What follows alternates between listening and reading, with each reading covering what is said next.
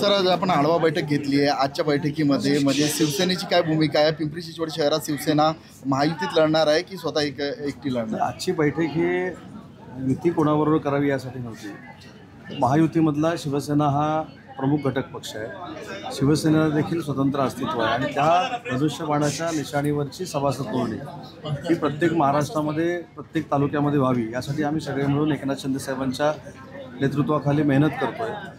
मी पुणे जिल्ह्याचा संपर्क मंत्री असल्यामुळं आप्पांच्या नेतृत्वाखाली या संपूर्ण परिसरामध्ये जी सभासद नोंदणी अतिशय आदर्शपणानं सुरू आहे त्या संदर्भातली माहिती घेण्यासाठी मी आलो होतो. आढावा देखील नाही, माहिती घेण्यासाठी. मात्र मध्यंतरी इथले जे शहराध्यक्ष होते म्हणजे तत्कालीन शंकर जगताप, त्यांनी असं म्हटलं होतं की युती फक्त विधान परिषद निवडणुकीपुरती होती, महापालिकासाठी नव्हती आणि त्यांची कुठेतरी एक भूमिका होती एकला चालवली. मी राज्याचा उद्योगमंत्री आहे, मी देखील युतीवर बोलू शकत नाही. शहराध्यक्ष किंवा शहर प्रमुख हे कसं बोलतात मला माहीत नाही, परंतु याचे निर्णय तीनच नेते घेणार. त्याच्यामध्ये शिवसेना म्हणून माननीय एकनाथ शिंदे साहेब, BJP म्हणून देवेंद्रजी आणि NCP म्हणून अजितदादा. आता मी तुम्हाला इथं पत्रकार परिषदेमध्ये काय सांगायचं, मी असं करणार आहे तसं करणार, मला तो अधिकार दिला आहे का पक्षाने? तर त्याचं उत्तर नाही असं आहे. जसं मला अधिकार नाही तसं बाकीच्यांना देखील तो काही पक्षानं दिलेला नाही. सभासद नोंदणी होईल आमची जास्त 4 महिन्यात हे मला माहिती आहे, पण आता निवडणूक होतील का? मी अनेक वेळा सांगितले की माझ्या तब्येतीला झेपतील असे आपण जर प्रश्न विचारले तर चांगलं होईल. कुठेतरी महाराष्ट्र शासन म्हणून किंवा उद्योगमंत्री म्हणून आपण कमी पडलं असं वाटतं का?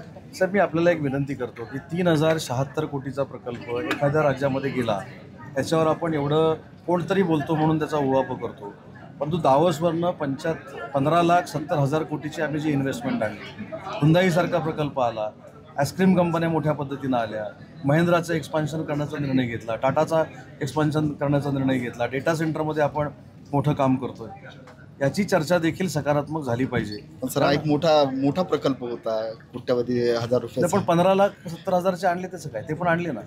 शेवटी उद्योजकाच्या मानेवर बसून काय आपण एखादी गोष्ट करू शकत नाही, पण जे आलं, जे होतंय त्याचं देखील आपण कौतुक केलं पाहिजे. एखादा प्रकल्प जो गेलेला आहे त्याच्या अजून 10 पट मोठा आणू ना, आम्ही त्याच्यापेक्षा 10 पट मोठा आणू. पण आज जे 15,70,000 कोटीचे प्रकल्प आम्ही आणलेले आहेत त्याच्या 72% प्रकल्पांवर आम्ही अंमलबजावणी केलेली आहे. त्याच्यामुळं 15,70,000 कोटीच्या 72% म्हणजे आता तुम्ही किती ते काढा आणि उर्वरित त्याच्यावर आम्ही अंमलबजावणी करतोय. एखादा प्रकल्प गेला, तो का गेला याची आम्ही नक्की चर्चा करू, परंतु त्याच्यावर सारखं बोलून उद्योजकांमध्ये संभ्रम जे विरोधक करतात ते देखील करू नये. आरोपी अटक आहेत, परंतु एकंदरीत वारंवार हे कामगारांना लुटण्याचे प्रकार असतील किंवा माथाडीचा त्रास असेल किंवा आता ही घटना अतिशय गंभीर आहे. माथाडीच्या बाबतीतली भूमिका आपल्याला माहिती आहे की आम्ही स्ट्रॉंगली घेतल्यानंतर ते प्रमाण आता कमी झालेलं आहे, परंतु ही जी अत्याचाराची घटना ही फार दुर्दैवी आहे.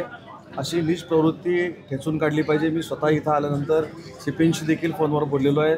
जो अटक झालेला आहे तो अटक जरी असला तरी त्याला शेवटच्या शिक्षेपर्यंत पोचवणे ही आमची सगळ्यांची जबाबदारी आहे. फास्ट ट्रॅक न्यायालयामध्ये जाऊन त्याला लवकरात लवकर शिक्षा होईल या पद्धतीची भूमिका शासन म्हणून आम्ही घेणार आहोत आणि या घटनेची पुनरावृत्ती होऊ नये यासाठी CPने दक्षता घेऊन अशा प्रवृत्ती ठेचल्या पाहिजे. वारंवार गेली 10 वर्ष नाही, आपल्याला एक त्यातली एक समाधानकारक गोष्ट मी सांगतो. आप्पा देखील इथं आहे. कदाचित हे आम्ही पोचवण्यापर्यंत कमी पडलो असतो, पण त्याची सुरुवात 1.5 वर्षापूर्वीच आम्ही पिंपरी चिंचवडमधून केली. आप्पाच्या देखील बैठकीला उपस्थित होते. आप्पांच्याच मागणीमुळं मुख्यमंत्री एकनाथ शिंदे साहेब या परिसरामध्ये आले होते आणि इंद्रायणी आणि पवना नदीचा DPR शेवटच्या अंतिम स्थितीमध्ये आहे. परवा आळंदीला मी देखील होतो, शिंदेसाहेब देखील गेले होते आणि मुख्यमंत्री देखील गेले होते. आम्ही तिघांनी मिळून असं सांगितलेलं आहे की इंद्रायणी पवनाचा जो शुद्धीकरणाचा विषय आहे तो लवकरात लवकर आम्ही संपवणार आहोत. पण मुख्यमंत्र्यांचं भाषण तुम्ही जर ऐकलं असेल त्याच्यामध्ये त्यांनी स्पष्ट असं सांगितलं की हा प्रकल्प 6 महिन्यामध्ये पूर्ण होणार नाही, त्याच्यासाठी काही 2-3 वर्ष जाणार आहेत, परंतु इंद्रायणी आणि पवना शुद्धीकरणाचा प्रकल्प महाराष्ट्र शासनानं सकारात्मक हाती घेतलेला आहे आणि तो आम्ही पूर्णत्वाकडे नेऊ. व्यापार विश्वावर याचा काय परिणाम होईल असं वाटते? पुण्यातल्या व्यापाऱ्यांना तर धमक्या पण आल्याची माहिती तुमच्यापर्यंत? तर मी आत्ताच ते सोशल मीडियावर बघितलं. असं असेल तर त्याच्यामध्ये देखील पोलिसांनी लक्ष घातलं पाहिजे.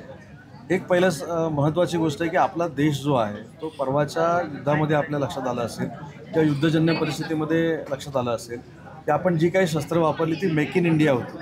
त्याच्यामुळं आपण स्वकर्तृत्वावर फार मोठ्या पद्धतीनं आपली ताकद निर्माण करणारा देश म्हणून जगाच्या पातळीवर आता नावारूपाला आलेलो आहोत. त्याच्यामुळं अशा युद्धजन्य परिस्थितीमुळे किंवा पाकिस्ताननं काहीतरी उचापत केल्यामुळं आपल्याकडचा उद्योजकांचा ओढा हा कमी होईल असं माझं अजिबात मत नाही. कारण त्यांना सुरक्षित आणि अतिशय संरक्षण देऊन उद्योग उभारणारं आपला देश हे एकमेव ठिकाण आहे आणि त्याच्यातलं महाराष्ट्र हे एकमेव.